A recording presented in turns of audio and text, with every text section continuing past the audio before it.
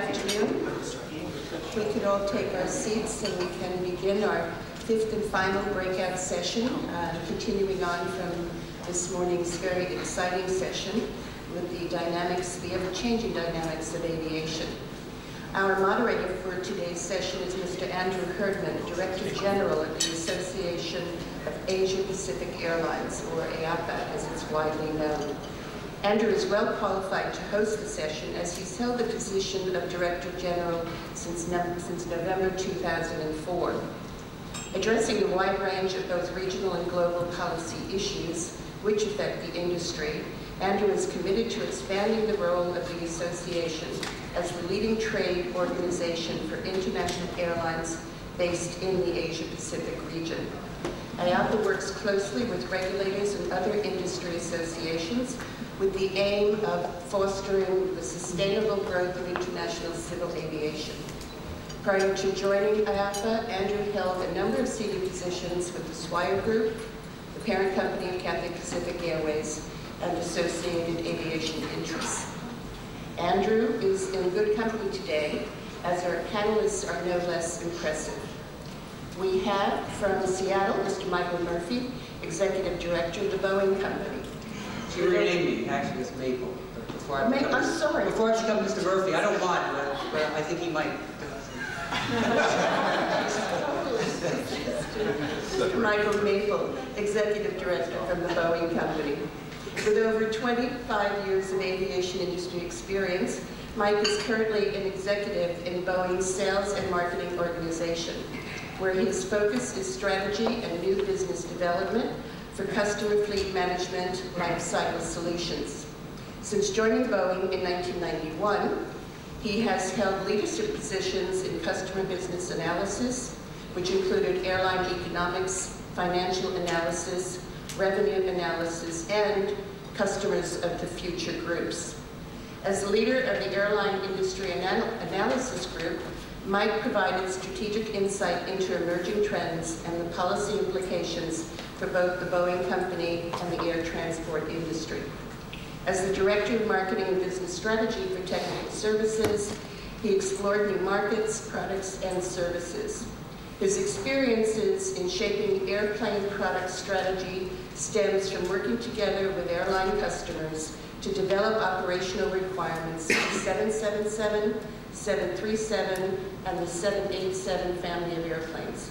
Mike is a graduate of Simon Fraser University, University of British Columbia, and Embry-Riddle University with master's degrees in management and in aerospace operations.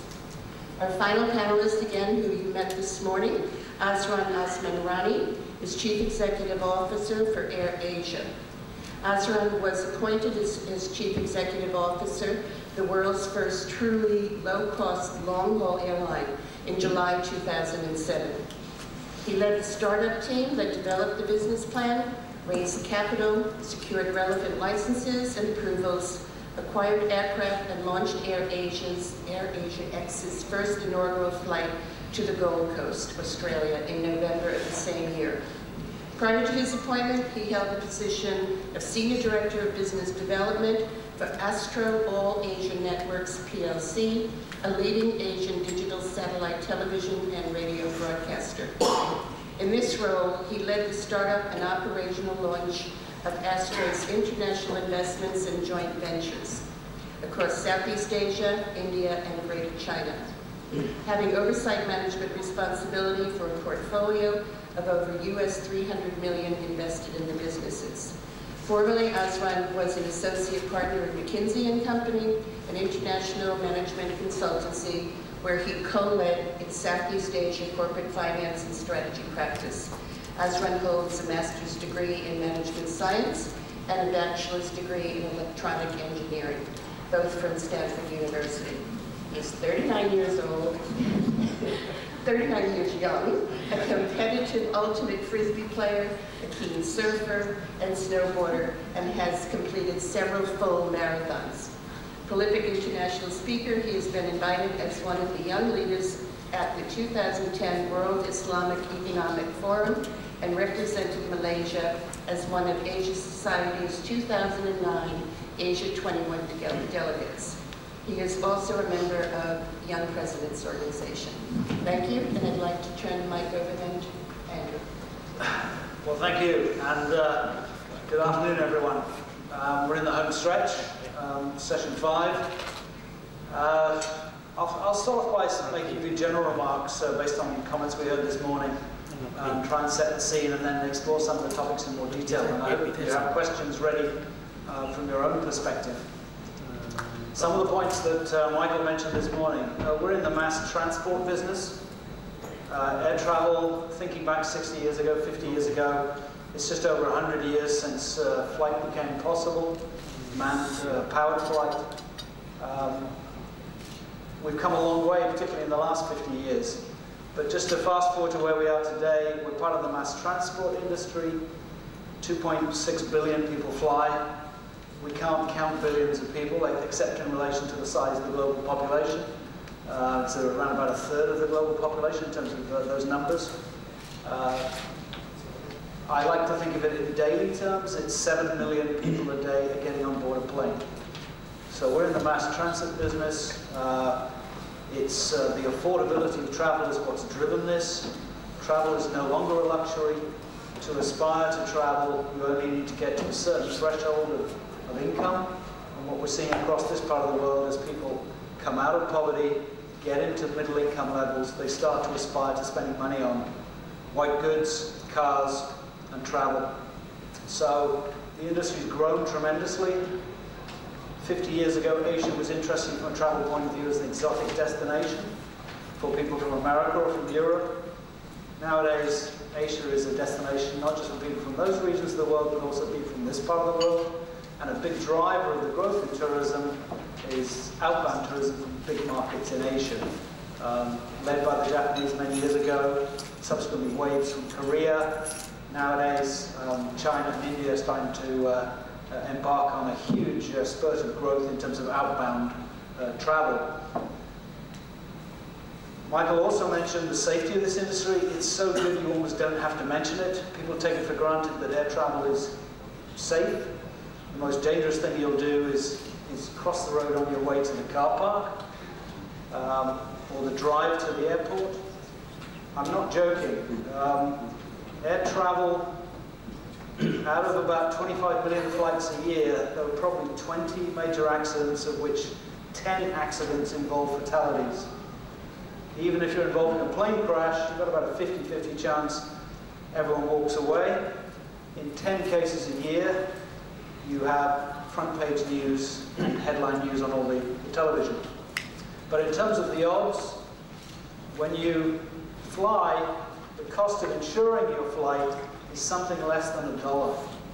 That's a measure of how extraordinarily safe this industry is, and we need to keep it that way.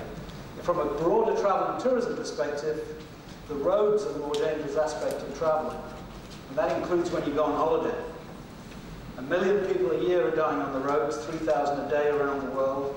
And just for a typical traveler going on holiday, the thing to be concerned about is road safety when you visit, whether it's a pedestrian or renting a car, or if you're in the adventure category, renting a motorcycle or a bicycle. So safety is something we take very seriously, but it is extraordinarily good. And other industries are looking to our industry. How do you achieve these levels of safety? 1 accident for every 2 million flights? How do we make that 1 accident for every 3 million flights? That's the challenge. Not managing the number of accidents down, but just getting from an extraordinary level of safety to an even more extraordinary level of safety. Security, again, we take it for granted. It is an extremely secure industry, and yet the steps that are taken to maintain that security are onerous and a feature of travel which none of us likes. And how we manage that process of security procedures and security screening and separate those rituals from, is that what's keeping us secure, or those things we do as a kind of ritual to accompany the fact that it's secure? And this question of security procedures and streamlining is something I'd like to get into. Because 7 million people a day is a funny place to look for terrorists when they're all innocent travelers every day. We have to somehow separate in our minds how we approach the question of security. Another topic that came up this morning that touched a raw nerve from a variety of perspectives was the question of sustainability. We'll talk a bit about growth in a moment, but the question of, is that growth sustainable?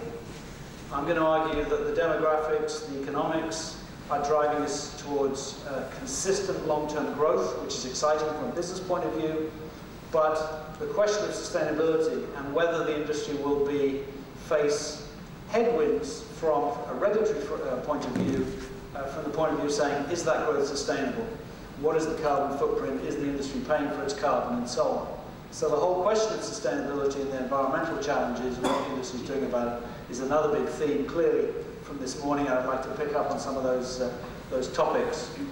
And lastly, from this morning, there was another topic, which was travel's fine when things go well, but boy, is it a pain when you mentioned this morning, people talk about Asia, it's got a great prospect, it's got fantastic growth prospects, but you made the point, a good point, which is that Asia-Pacific aviation is already big today. It's not just a future story. Airlines based in the Asia-Pacific region account for just over a quarter of global passenger traffic, around about 28%. In cargo terms, we're even more influential. We account for about 43% of global air cargo. That's carried by airlines based in this part of the world. That and some other metrics indicate that Asia-Pacific aviation is already the world's biggest aviation market, having eclipsed North America. So that's today. And going forward, Michael, the Boeing forecasts and Airbus forecasts similarly indicate that Asian markets are going to continue to grow probably 1 to 2% more quickly than the global markets. So we're looking at an industry that's growing at about 5% globally. That is doubling every 15 years. But in this part of the world, probably 6 to 7%, doubling in every 10 to 12 years. And in some hyper-growth markets like China, doubling in 7 years or less. So Michael, let me turn to you. The Boeing company, in addition to making a lot of aircraft, does project forward the growth. Some of the statistics I quoted are derived from studies done by the Boeing company. Often people cynically say, well, they would say that anyway, they're trying to sell airplanes. But the history is that the demand, with a few ups and downs, the demand does arrive and does follow that trajectory. But could you just share some thoughts on how you see the growth prospects and what that means from this region's perspective, and what your company is doing to deliver the kind of aircraft that are needed to satisfy that demand? Well, when we talk about statistics, you know the old expression is lies, damn lies, and statistics. So one has to be very careful about what one is referring to from a statistical perspective. Now, we all know that air travel is a function of world GDP and local GDPs. And do we see the Asian economies continue to grow? The answer is yes.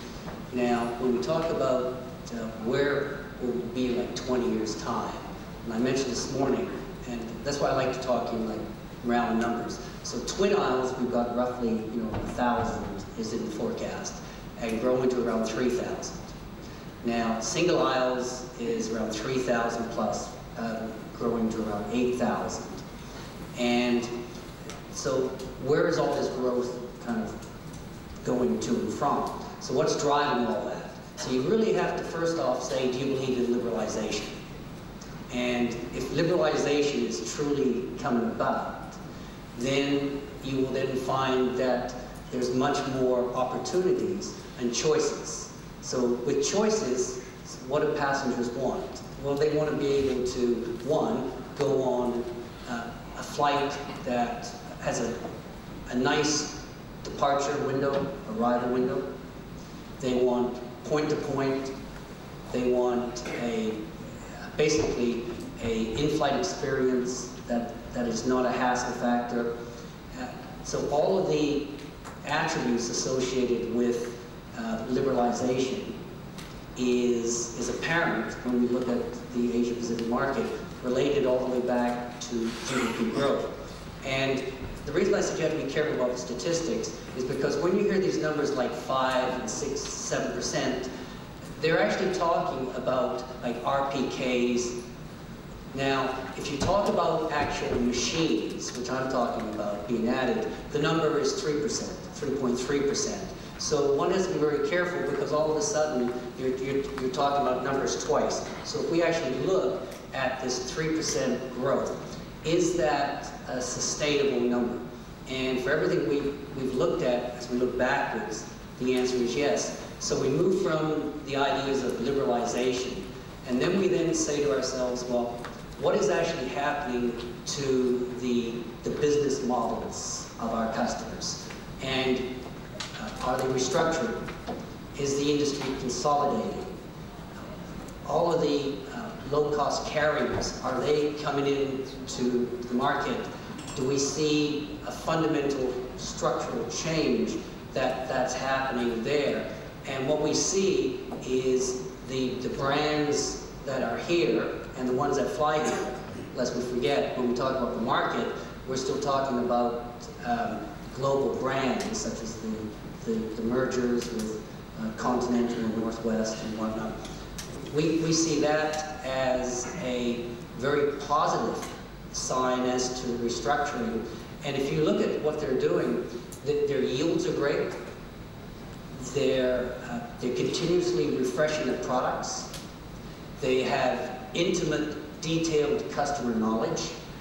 They are, in essence, continuous quality improvements in the in-flight services, from the beds and whatnot. They're leading it.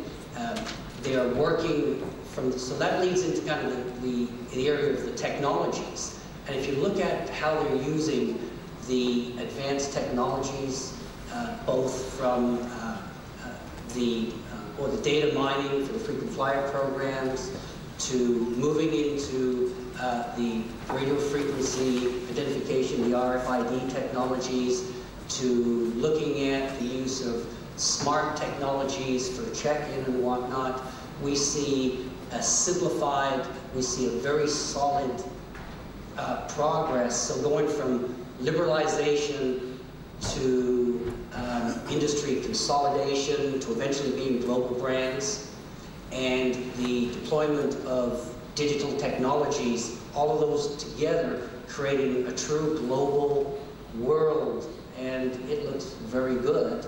And remember, you mentioned the issue of both the safety and the security, which we take really seriously, because while you mentioned the security, it was only last year, remember we had the underwear bomber, which, right, I mean, we caught, and then remember the cartridge, the ink cartridge, which was, we caught the ink cartridge too. So that was just 2 last year. So we always have to keep being diligent. And that's why when we look at the whole issue of the passenger security aspect, we're working on technologies that will make it easier. Many people in this room would have followed the IATA's view of like 2050, where they're talking about tunnels and separating out, where you have like 3 tunnels, and based on your level of security, you go through it. And so you actually walk through these tunnels where you will actually then just be screened and whatnot. So the use of technology from a passenger perspective is there. Now we also think about the technologies from an airplane perspective. The engines of today are, in essence, 20% better than the engines before. As we've mentioned, that the goal of carbon neutral growth by 2020, with the industry basically coming up with 1.5% productivity improvements, is actually real. The biofuels, the technology of the biofuels, the standards are really close. This summer they're coming out, and the biofuel strategy is absolutely just second to none from an industry working together, because depending on where you are in the world, maybe in Canada, they will use the cellulose from the trees, and somewhere else it will be algae, and somewhere else it will be some form of other oil. So the technology and the industry all working together to make this a sustainable world is there. So liberalization, industry consolidating, and the use of technology makes this a fairly sound forecast as to why we think that the industry is going to have, in 20 years' time, 36,900 airplanes will be in the sky. But that doesn't mean that we can just sit back and relax, because in the Asia-Pacific region, ICAO counts 47 airports in this region, and of that, 47 countries with 425 basic airports. Now, the airspace aspect has to really be managed correctly, because of the air traffic management and then the deployment of avoidance, detection, surveillance, and broadcast ADS-B technologies between the airplane and the digital is a lot of technology that has to be really thoroughly and systematically introduced in order to enable this growth to occur, because congestion will be a fact and safety will be at risk. And that's why I mentioned this morning, when we look at the growth forecast, the Asia-Pacific region is going to need over 250,000 new mechanics. And these are not just the old AP&E, the airframe, the power plant, you know, and it's electrical trading. These are really smart airplanes. I was told by a friend of mine that on the 87, it's close to 80 million lines of code on this new airplane, because the technologies associated with the passenger comfort ride, the 777 on that was like 7 million. And then as we go back to the 47, it's just roughly under 1 million. So when we look at the complexity of these airplanes, it is not just that simple task. And that's why I said then the pilots. So the world is going to need roughly around another 250,000 pilots. But in Asia Pacific, the estimate is 168,000 pilots. And where are these pilots going to come from? The traditional business model was a low-cost carrier, is I'll go over there and I'll just take them, you know, and I'll just kind of borrow. Well, with this supply and demand, there's going to be a lot of competition for these. So that's why the root of everything we need to do is recognize it's all about our people. And so if we want to, be it in the hotels or in the airports or on the airplanes, we need to attract, train, and keep the very best and the brightest, be they in any of the hospitality industries. So the long and short of it is we see this as a strong foundation for growth. And think back a little bit when we had SARS, right? Remember all that? And many of us here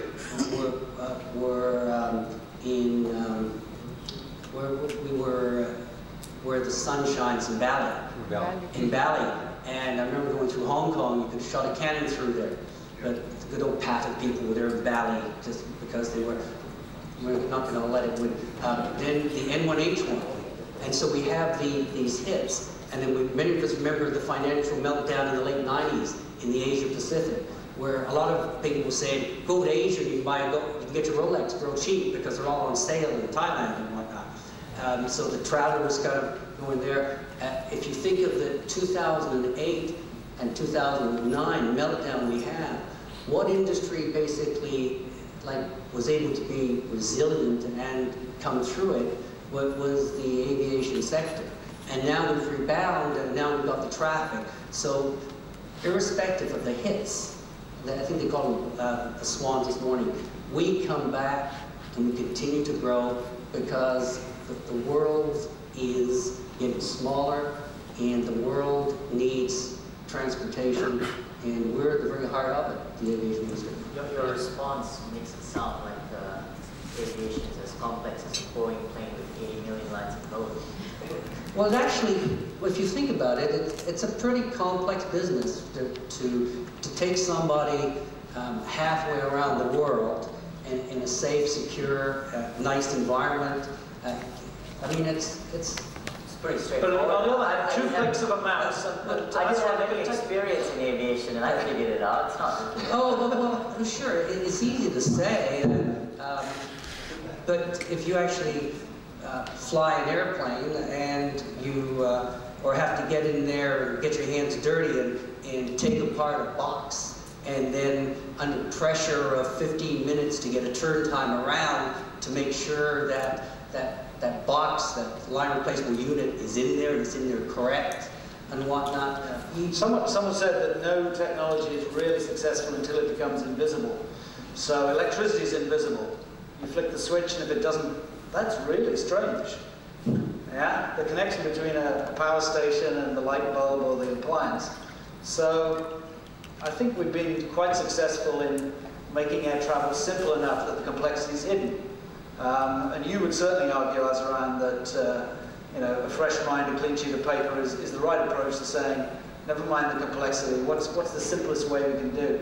Can you share with us some thoughts on, pick up on some of the themes that Michael mentioned in terms of tapping into the growth as a relative newcomer, as a company, not just yourself, of course, and the question of the competing business models. Is it point-to-point? Is it hub? And perhaps make it clear that Azran runs AirAsia X, which is the long-haul offshoot of, or sister of AirAsia, but AirAsia is a traditional narrow-body point-to-point operation. AirAsia X is something different, but perhaps you can talk more broadly with a broader AirAsia hat on from the point of view of this business model discussion. Sure. Let me just add a few points. First, when you look at the Asia-Pacific context, how fast it's changing. LCCs as a share of total aviation is barely 19% in Asia. It's well over 40% in Europe and about the same number in the US. What are you measuring there? Passenger numbers? Passenger numbers. So smaller than that in terms of revenues Share or of RPK. total. Right. But in passenger numbers, that sort of number, yeah. Right.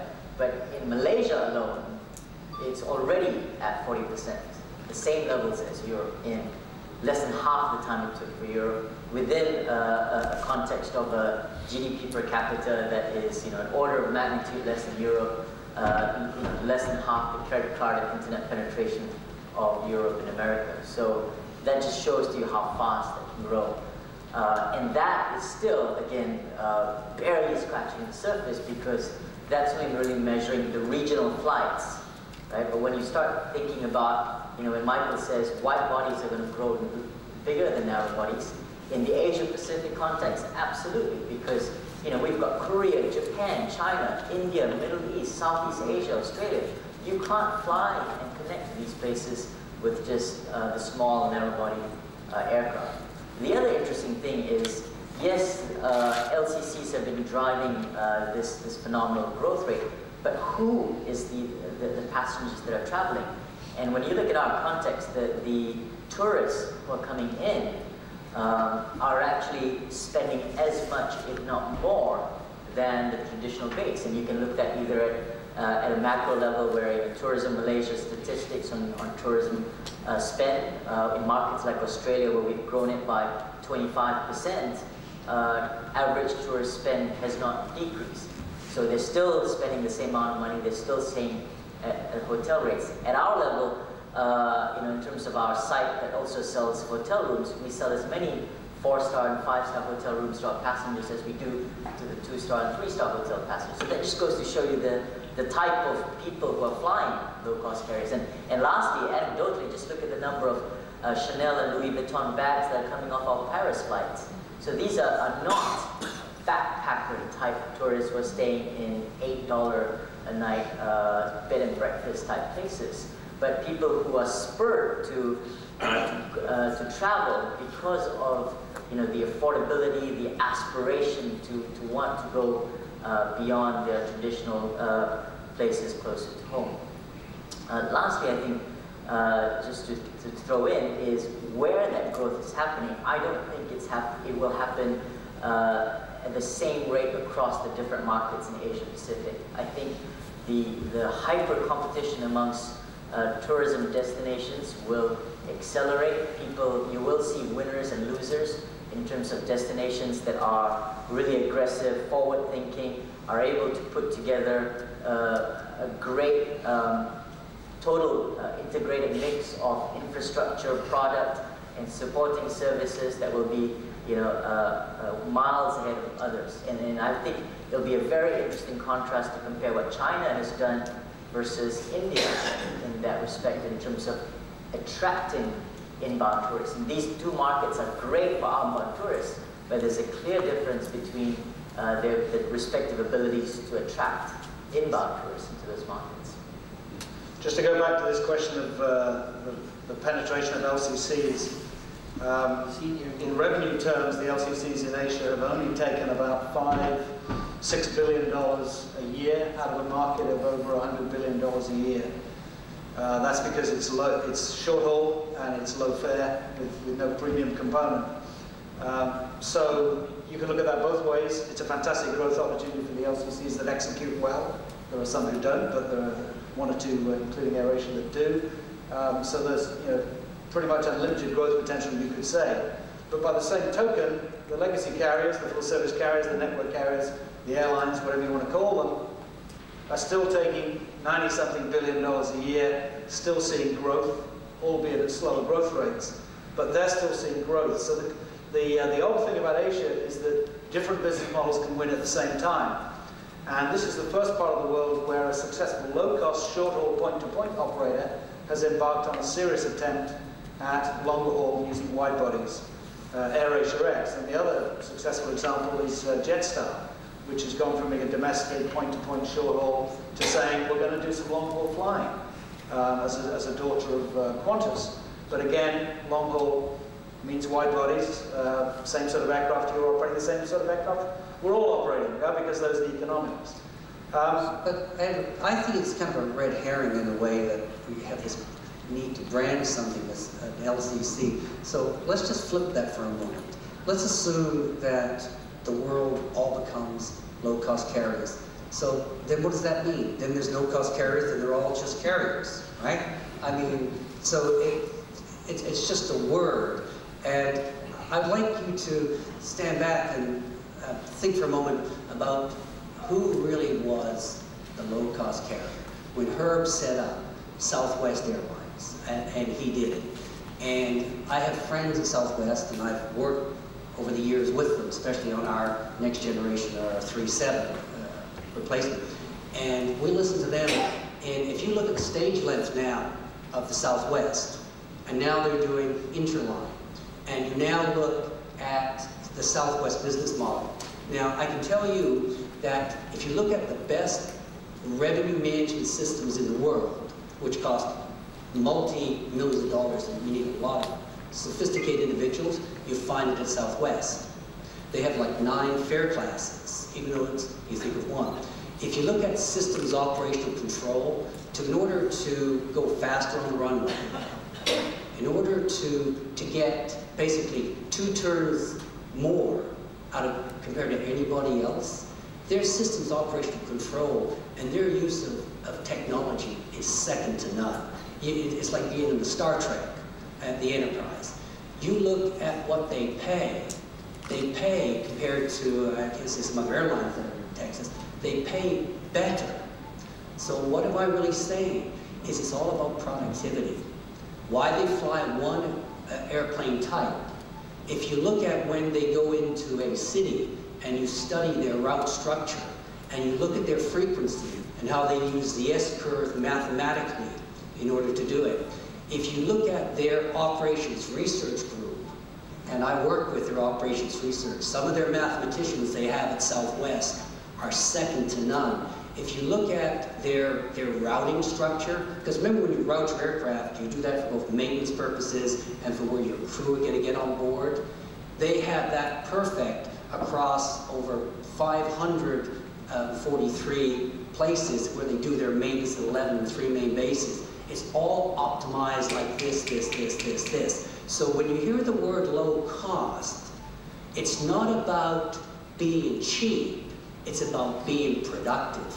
And it's those carriers that I look at in Asia, such as the ones of our friends in Singapore, the Cathays and whatnot, are highly productive.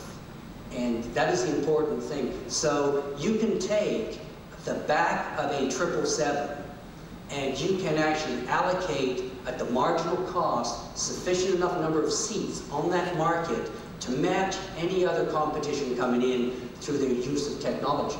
So you have to recognize that this term low-cost model is basically just a brand that people have put on it to make it simple for our industry, because we're not really a low-cost, we're really a high productive. And that's why there is a place for both business models, the point-to-point and the hub-and-spoke. And with the growth coming from all the economic progress. So that's why I think there's room for both, and they work together. I think Southwest have had more than 35 years to perfect the business model in a single country. They've never ventured into international markets. Azeran, by way of contrast, you're doing business in multiple countries, very diverse cultures, very diverse regulatory environments. You've had to set up, not AirAsia X, but AirAsia set up 3 different operating entities in Thailand, Malaysia originally, and now in Indonesia. And now joint venturing, and a number of your competitors are exploring a similar multi-operation, common brand strategy. So I think, Michael, I really accept your point that these labels are artificial, that they're just airlines, right, and we're all competing for similar overlapping segments, and in the end, the ones who win are the ones who execute well in whatever segment it is. And just as 2-star hotels are not going to frighten 5-star hotels, 5-star hotels are competing for a different segment of the business and worried about other 5-star competitors. So there's room for everybody, and it's all about execution. So Azeran, can you share with us some lessons, experience from this business about doing business across Asia, rather than just within a domestic market? And how do you get into so many new markets, and what techniques have you applied? Which ones work, which ones don't? Sure, I think one of the key things that's allowed us to grow very fast is not having a lot of the legacy organizations, in particular unions. You can see how Qantas struggles because of issues of exporting jobs to Asia. Those sort of impediments are not going to help people who are saddled with those sort of organizational issues. I think the culture, the work culture being a lot more open, a lot more engaging, rather than inward looking. I think we spend a lot of time with our destination partners, with our airport partners, because we live in a world where you can't say this is the way we do things. You've got to adapt. You've got to hire locally, whether it's your people on the ground or your people on board the planes, the cabin crew. You can't simply say, this is our way of doing things, and that organizational flexibility is a key component to those that are going to out-execute the others. We talked about the need for a lot of metal. Let's trust Boeing, Airbus, and other respective manufacturers to deliver that in the necessary quantity. What about infrastructure constraints? Sufficient airport capacity, sufficient air traffic control to avoid the kind of congestion problems that you mentioned. Are you sensing that? I mean, in Malaysia, the airport's building a big new extension, which will be your new home base, presumably. Yes, our 4th home base in less than 10 years. So that just goes to show how infrastructure builders keep underestimating that growth. But yes, absolutely.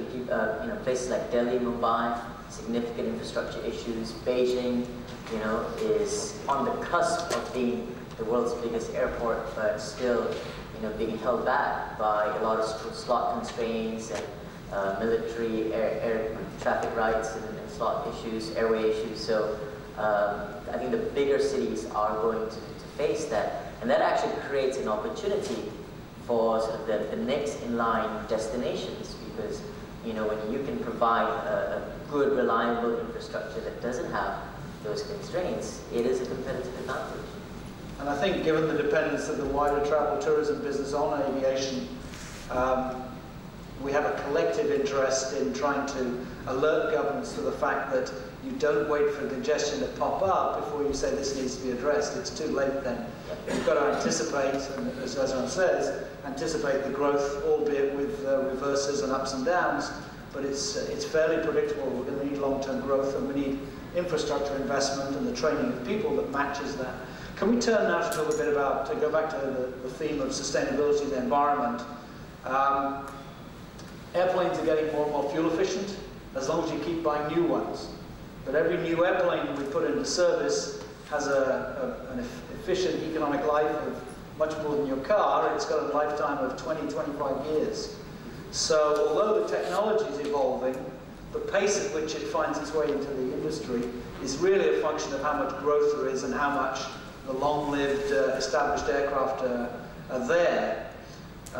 It would be very, very costly to think about retiring aircraft early. Although the higher the fuel price, the more you think about that. So we've talked in optimistic terms about growth, unconstrained growth. What about constrained growth? And I'll suggest two constraints. One is oil's $100 a barrel, cheap if you can get it. It's $120 a barrel. Jet's probably about 140 today. Yeah. So the oil price is currently 30%, 40% of your ticket price. It's a big factor. It's a big pass-through. When the oil price goes up, your ticket prices go up. There's no two ways about it, and vice versa. So one thing is future oil price, current and future oil prices. Is that going to endanger some of this growth? And secondly, we're not explicitly paying for carbon emissions. This morning we heard about 2% of passengers or 1% of passengers who voluntarily offset their carbon, but the other 90-something% don't. But there are politicians around who are suggesting that the industry should offset its carbon through the European Emissions Trading Scheme of dubious legality, and other similar schemes. That's going to put another price on carbon emissions. So in addition to the oil price, we've got the potential for carbon pricing, emissions pricing. That's going to push up the cost of travel, inevitably. Is it going to push it up so much that it jeopardizes that growth that we're talking about? And do we need to start thinking about growth taking into account these things rather than an idealized, unconstrained growth? Because there are people out there who see us as part of the problem, not part of the solution, and would seek to constrain our growth, in the case of the UK, by stopping us building more runways.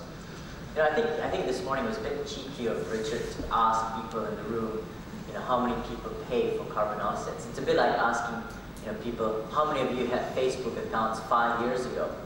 Because it was hardly in the context of, you know, people's awareness. But look at how social media has dramatically changed. Even, you know, and I think carbon offsets, for example, is a bit like what MySpace was 5 years ago. Airlines, you know, response to the issue of high fuel prices is hedging, hedging, hedging.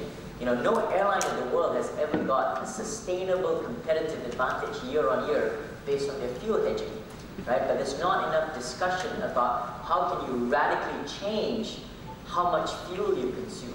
Because again, airlines tend to only do things the same way. But here's some food for thought. Last year, on average, not just one flight, but on average, we consumed 2.18 liters per seat per kilometer, right? And most airlines barely even get to 4. Most are closer to 5 liters per seat per kilometer. So there's a much bigger source of potential advantage in terms of being smarter about consuming fuel. And that's not where the debate is, sadly, because, you know, airlines, just like a lot of the industry, seems to have this herd lemming mentality, you know. But there's a lot more potential to this issue than just you know, carbon offsets, because that just simply passes the buck to the consumer, and that's not fine. One nice thing about being in a room like this is because we're all on the same side, so it's a friendly audience here. It really starts at the political level. Having the European trading scheme doing its thing, and what did we say, it's going to add about $1 billion, basically, give or take a few. It'll kick off at about $1 billion a year and rise very rapidly. And 2012, and others not doing it. We need to recognize, like, climate issues are global, and it needs to be solved from a global perspective, and we need to all be on the same page. And so if we look at where the industry stands with ICAO, we need to collectively get behind in one voice so that when they go to the COPA, to the meetings, that we speak as an industry, because we need basically to be fair, equitable, and uniform across. And there's no sense in trying to say that having Fred and Mary pay because they feel like giving so much to plant 3 trees. That is not going to do it. What we need to do from the political level is work it at the world level. Then the second thing we need to do is significantly invest in the technologies that can correct it. We know that the amount of congestion, the amount of what we call on the runways, just airplanes going around and around and around, is just the wrong thing. It's inefficient and it's harmful to the environment. So we need to fix the air traffic management systems. And that's why you hear such things as performance-based navigation, where we're bringing in new communication, navigation, surveillance, air traffic management, required navigation and performance technologies, continuous descent approach. The one I mentioned this morning that I just think is absolutely fascinating, because we did a simulation with Schiphol where we took 800 flights and we basically took them all, and every airplane coming in we went to idle, and then at idle close to 100 kilometers out, it then just came in, and everybody gets in a queue coming in there. The amount of carbon savings was absolutely astounding. So when we look at the things we can do today to fix the infrastructure, they're there. Then we then say, what are we doing from the biofuels? Once we get going on that, the world uses 60 billion gallons of fuel. That's the number that jet fuel. Jet fuel. This is the one. 60 billion is the basic number today. And I've had, depending on who you want to listen to, but basically that's the number I hear of, 60 billion. So if that 60 billion is, if we can figure out a way that when the biofuels come about, is 50% is allocated to aviation. And then that becomes understood at the world level that the biofuels, now this is biofuels that don't take away from food stock. That's very important that people understand that the biofuels we're talking about is not where we're going to take it like ethanol, where all of a sudden there's a shortage of corn and whatnot. We're talking about very sensible ways of being biofueling. So the moral of the story is we can work out better airplane designs, we can upgrade all of our avionics, we can do such things as winglets on the airplanes to reduce fuel consumption, and then we can then figure out ways to drop into the tank to get there. So it's a fairly positive world, like, in that sense. No, the industry, you're absolutely right. The industry's really pulled together. Manufacturers, engine manufacturers, airlines. The industry doesn't lack for enthusiasm in terms of technology, operational efficiency. The infrastructure bit brings in some tricky questions of government involvement in infrastructure planning and ATC management. Biofuels work, they fly. You can fly an F-15 on biofuel. They did it last week at Mach 1.5. You can fly ordinary commercial jets. This is jet fuel, but it comes from biofuel. It's just one couple of tricky problems. It's available in very small quantities, and it's much more expensive than conventional jet fuel. So right now, we're at the cusp of getting it certified, but there's still a big, big hurdle to overcome in terms of cost competitiveness of biofuels. But there's no lack of enthusiasm from the industry as a potential customer, or from the people involved in the R&D. That includes the agribusinesses to grow jatropha and camelina and ultimately algae as another possible source. But it's no magic bullet because of the challenges of the commercialization. There is a big unfinished piece of business which is putting a price on carbon. That's a political activity. You mentioned ICAO. Some people think ICAO is the airline club. It's not. ICAO is an arm of the United Nations. It's 190-something governments trying to reach agreement. And I've sat through a few of those meetings over the years. And the odd thing is it's the industry that's at the forefront of pushing, and it's the government saying, well, let's just hang on a minute. And years go by. And we've got this odd situation where aviation is the only global industry that has a global policy on targets, global commitment to doing what we can now, not waiting. And we're the ones saying to government, you get your act together. What we've got is taxes here, taxes there. The EU ETS is going to kick in, which is another big tax collected by the Europeans, much to the annoyance, to put it mildly, of every other foreign government. The airlines are caught in the middle. So this is environment costs as a business issue, not as a social responsibility issue or a volunteerism on the part of passengers. This is a serious business issue, a component of what it's going to cost to fuel aircraft. And even when we get biofuels, these similar issues are going to come up, because one of the key things to making biofuels cost competitive is going to be that they have a lower carbon footprint, and that will be reflected in the relative costs between conventional jet and biofuels. So there are a whole lot of knotty economic and political issues. And again, this is something where I think PARTA can speak out, because the entire travel and tourism industry depends on defending the reputation of the industry, and aviation is a big part of those emissions, but not exclusively so. And in a sense, you know, we all have a shared objective in defending the industry and getting the recognition we deserve for what we're doing, but recognizing it's never enough. Are there any questions from the audience? Please raise your hand if you want to inject comments on that or some other subject. Yes, a hand at the back, sir. Rick Anderson from Vancouver. I'm just not sure when you say, and Mike used the term, we're all on the same side, it's a friendly audience. And your comment just now that we should be defending the industry. This industry has been really ugly in a lot of ways, a lot of time.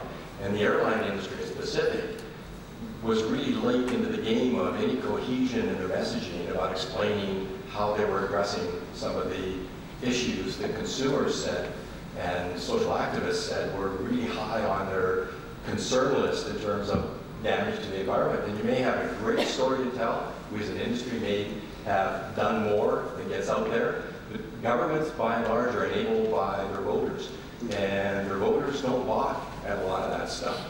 And I can remember, you only have to go back 3 or 4 years, and I can remember reading in trade journals as sort of airline posturing that their impact on the environment was less than that of cow flatulence. And it just seems so embarrassing that the industry was saying, we're a business, you're not. Just listen to us consumers, just listen to us government, and frankly, I think it's gotten you in trouble. And I think it'll continue to get you in trouble because it's arrogant and it's cavalier. So I hear what you're saying, I think you got some good points, but just give the back of the hand to governments for being sort of tardy and getting into the game. I don't think the aviation industry has been the sort of poster child for good environmental behavior and messaging on behalf of the tourism industry. You might be getting there, and you might be absolutely 100% right, but I think you fumble midfield a lot of times. So, one guy's observations. Yeah, thank you for that. And I think it captures the flavor of the industry's fond of talking to itself, and it needs to get out there and listen to how it plays outside. I think we have made progress in establishing, if you ask people, including people who should know better, how significant is the impact of aviation, they have said 20% of the problem, 40% of the problem. And we've had some success in saying it's less than 2% of the CO2. If you factor in non-CO2, you might say, look, it's 3%, maybe 4%, and we can argue about that. It was a mistake to say, so leave us alone, we're only a small part of the problem. No. Too small to worry about. The industry shifted. It's very interesting to talk to the NGOs in Copenhagen a few years back, very different to Cancun. There is now much more recognition about the magnitude and the sincerity of the industry in trying to address these issues. And the key to that was to turn it around, as you've said quite rightly. Okay, we're part of the problem. We want to be part of the solution. But what's the right thing to do, and what's a reasonable degree of effort? And it's still unfinished business, because when you're carbon pricing, the industry can't do it. We can't get together and say, here's what carbon's going to be priced at. Only governments can impose that discipline. And there's a lack of consensus. Europeans want to do one thing, America wants to do another, Australia does something else. We're a global business. We need globally consistent solutions. It's complicated enough without having to say, sorry, because of this, there's this. We're also being bombarded by taxes. UK taxes are horrendous.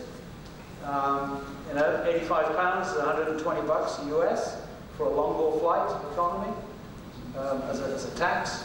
Double that if you're flying in anywhere except economy. These are horrendous levels of taxes. The Germans are in on the game, the Austrians, other countries are talking about it. So there is a big issue, whether these are green initiatives or not, they're costly taxes. And I don't say this from an airline perspective. We're just the collecting agent. Every tax ends up as coming out of the customer's pocket. But he just doesn't realise it. He may be lost in the ticket price. But we shouldn't hide from the fact that we have to defend the industry in terms of what it does. It generates employment, it generates economic activity. We shouldn't let governments fall into the trap of taking that for granted. We're enthusiastic about the growth, but I think we should not always take it for granted. That it's consistent with maintaining that, if you call it a license to grow, we shouldn't take that for granted. I think which is the essence of your point. And in the past, we certainly didn't neglect that facet.